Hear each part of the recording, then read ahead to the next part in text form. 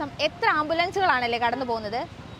ഒരു പോലീസുകാരി ഓടി വരുന്ന സ്ലോ മോഷനിലുള്ള ഒരു ആംബുലൻസിലൂടെയുള്ളൊരു മിറർ വിഷ്വൽ കേൾക്കുമ്പോഴോ കാണുമ്പോഴോ ഒരു സിനിമാ രംഗമാണെന്നൊക്കെ തോന്നാം. എന്നാൽ ഇത് യഥാർത്ഥത്തിലുള്ളതാണ്. എന്നാൽ 2 ദിവസമായി സോഷ്യൽ മീഡിയ കൈയടിക്കുന്ന ഈ രംഗം തൃശ്ശൂരിൽ നിന്നുള്ളതാണ്. താരം പുതുമുഖമല്ല, എല്ലാവർക്കും സുപരിചിതയാണ്. വനിതാ അസിസ്റ്റന്റ് സബ് ഇൻസ്പെക്ടർ അപർണ ലെവകുമാർ.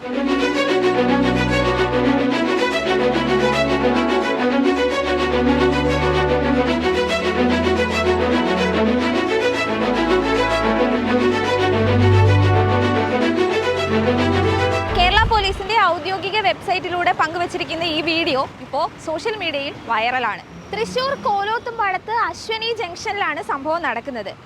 രോഗിയുമായി തൃശ്ശൂരിൽ നിന്നും മെഡിക്കൽ കോളേജിലേക്ക് പോവുകയായിരുന്ന ആംബുലൻസ് ആണ് ബ്ലോക്കിൽ പെടുന്നത്. ഗതാഗതക്കുരുക്ക് സ്വാഭാവികമാണ് ഈ അശ്വനി ജംഗ്ഷനിൽ.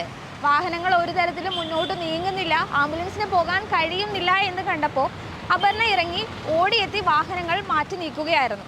ആംബുലൻസ് ഡ്രൈവർ ഫൈസലിനൊപ്പം ഉണ്ടായിരുന്ന ഇർഫാനാണ് ദൃശ്യങ്ങൾ പകർത്തുന്നത്. ദൃശ്യങ്ങൾ ഇപ്പോൾ സോഷ്യൽ മീഡിയയിൽ വൈറലുമാണ്. ഇതിനൊക്കെ മുന്നേയും അപർണ ഒരു താരം തന്നെയാണ്. 2008 ബന്ധുവിന്റെ അടിയേറ്റ് ചികിത്സയിൽ കഴിയുന്നതിനിടെ ഒരു സ്ത്രീ മരിച്ചു.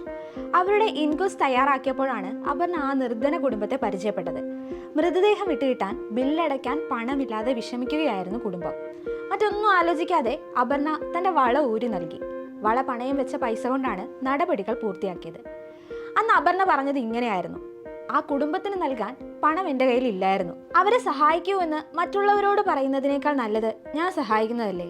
ഇത് മാത്രമല്ല, മുടി കൊഴിഞ്ഞ ക്യാൻസർ രോഗികൾക്ക് വിഗ് ഉണ്ടാക്കി നൽകുന്നതിനായി തന്റെ മുടി മുഴുവനായും മുറിച്ചു നൽകി. മറ്റുള്ളവരെ തന്നാൽ കഴിയും വിധം മനസ്സറിഞ്ഞ് ഉള്ളു നിറഞ്ഞ് സഹായിക്കുന്ന അപർണയെ പോലുള്ള ഉദ്യോഗസ്ഥരെ എങ്ങനെ മറക്കാനാണല്ലേ.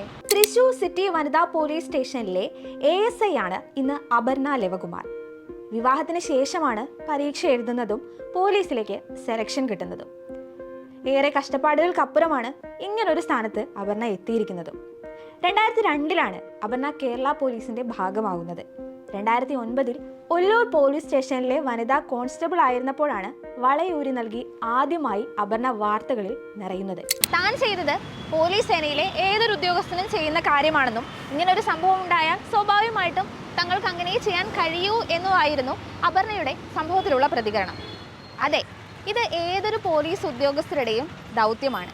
പക്ഷേ കൃത്യസമയത്ത് വേണ്ട പോലെ ഇടപെടുക എന്നത് അഭിനന്ദനം അർഹിക്കുന്ന ഒരു കാര്യം തന്നെയാണ്.